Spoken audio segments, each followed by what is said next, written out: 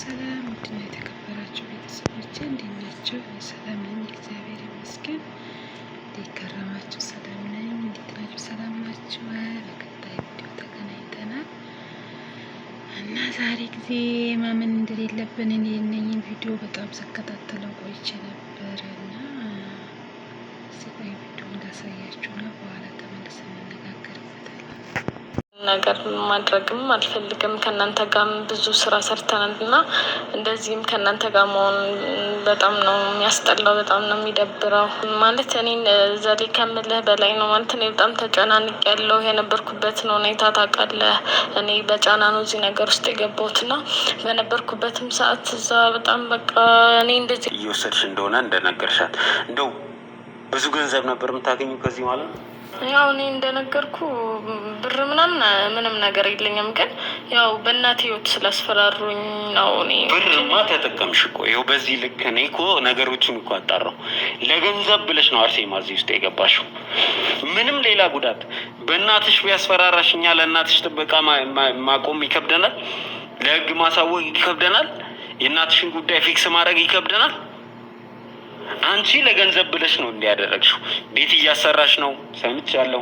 እናትሽም ይሄ ጉዳይ እንደዚህ መሆኑን አያውቁም እንጂ ያውቁት ነበረ።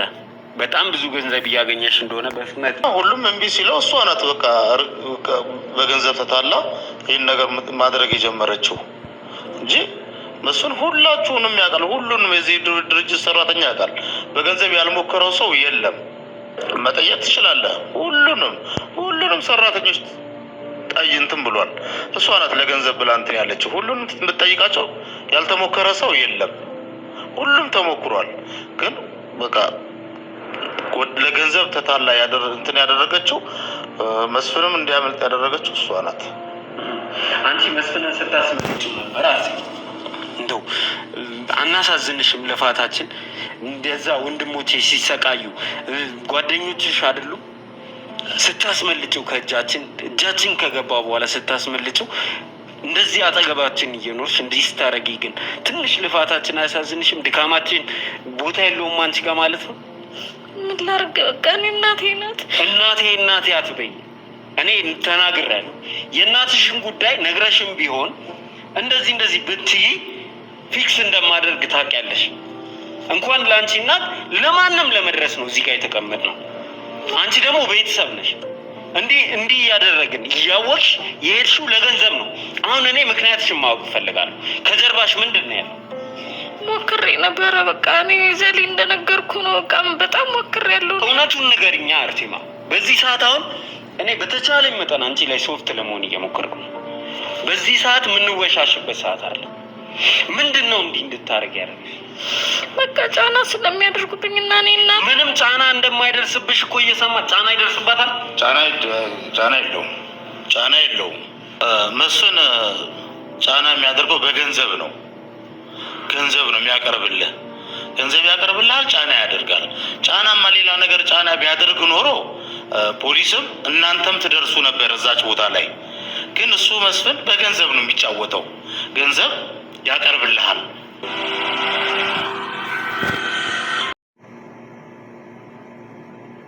እና ውዶችዬ በአሁኑ ሰዓት ምንም የምናምነው ሰው የለም። የራሴ ያለው አሳልፎ የሚሰጠን እና የእውነት የመስፍን መያዝ ሁሉም ሰው ጉጉት ላይ ነበረ። እኔ ለምን አይዙትም? እንደውም አንዳንድ ጊዜ ሰውየው መንፈስ ሁሉ ይመስለኝ ነበር።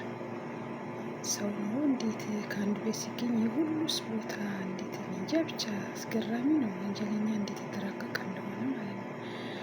እና እኔ ብዙ ጊዜ እንደው በአካልም ራሱ ሳይ የቀረበ ሰው የኔ ነው የተባለ ሰው ነው አሳልፎ የሚሰጠው። እና ይሄ በእነኝህ ቪዲዮ የተከታተለ በእውነት በህይወቱ ብዙ ነገር ይማራል።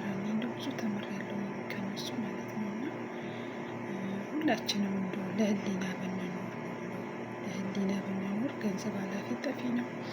ምናልባት ይህንን ገንዘብ እቺ ልጅ አሁን እየበላች የእነኝህ ሰዎች ስንት እስከመታገት የደረሱበት ስንት ህይወት ያጡበት ነው። እና ይህን ገንዘብ ስታስብ የነገ የሚመጣበትን ነገር ያለማሰብ ነው። እና እኛ ብዙ ጊዜ እዚች ዓለም ላይ የምታታልለን ገንዘብ ናት። ገንዘብ ግን አላፊ ጠፊ ናት። እነኝህ ሰዎች ለገንዘብ ብሎ አይደለም ህይወታቸውን አሳልፈው የሚሰጡት እና አርሴማ ልቦና ይስጣት እላለሁ። እኔ ግን እንደነሱ ቢሆን እንደ ስራዋ ቢሆን እኔ በሰብ ብትቀጣ ለሁሉም መመሪያ ትሆናለች ብዬ ነው የማስበው። እንግዲህ በቀጣይ ቪዲዮ ደግሞ ቀጣዩ ቪዲዮ ላይ እንገናኛለን። አዲስ የሆናችሁ ሰብስክራይብ፣ ላይክ፣ ሼር እያደረጋችሁ ቤተሰብ ይሁኑኝ እላለሁ። ስለምትከታተሉኝ አመሰግናለሁ። ሀሳብ አስተያየታችሁን በኮሜንት ላይ አስቀምጡልኝ። በቀጣይ ቪዲዮ ውስጥ ነው እንገናኝ። ፈራና በቃ መልሼ ተዋለሁ እንጂ ብዙ ጊዜ ደርሼ ነበር። በቃ ከተናገርኩም ተናግሬ በቃ እኔ የደረሰብኝም ነገር ቢሆን ይድረስብኝ ምናምን ብዬ ግን በቃ በጣም ነው ጫና የሚደረግብኝ። እኔ ብዙ ጊዜ ሞክሬያለሁ ለአንተም ልናገር ግን እየፈራሁ እየተውኩት በቃ እናቴስ የሆነ ነገር ብትሆን ቤተሰቦቼስ እኔስ እያልኩ ነው እንደዚህ ሆንኩት። ግን ያው በእናቴ ህይወት ስላስፈራሩኝ ነው። እኔ ብርማ ተጠቀምሽ እኮ ይኸው በዚህ ልክ እኔ እኮ ነገሮቹን እኮ አጣራሁ። ለገንዘብ ብለሽ ነው አርሴማ እዚህ ውስጥ የገባሽው። እዚህን ድርጅት ሰራተኞች መስፍን ሁሉንም ያውቃቸዋል። ሁሉንም በገንዘብ እንትን ለማታለል ሞክሯል እና ሁሉም እምቢ ሲለው እሷ ናት በቃ በገንዘብ ተታላ ይህን ነገር ማድረግ የጀመረችው እንጂ መስፍን ሁላችሁንም ያውቃል። ሁሉንም የዚህ ድርጅት ሰራተኛ ያውቃል። በገንዘብ ያልሞከረው ሰው የለም። ስታስመልጭው እጃችን ከገባ በኋላ ስታስመልጭው እንደዚህ አጠገባችን እየኖርሽ እንዲህ ስታረጊ ግን ትንሽ ልፋታችን አያሳዝንሽም? ድካማችን ቦታ የለውም አንቺ ጋር ማለት ነው። ምን ላድርግ በቃ እኔ እናቴ አትበይ። እኔ ተናግሬያለሁ። የእናትሽን ጉዳይ ነግረሽም ቢሆን ስሙንም በቃ እያንዳንዱ ነገር እሱ ነው የሚቆጣጠር። አሁን ግን በቃ እያንዳንዱ ነገር ቀጥቶ ስልክ የማይደውልልኝም የት እንደሄደ ራሱ አይታወቅም።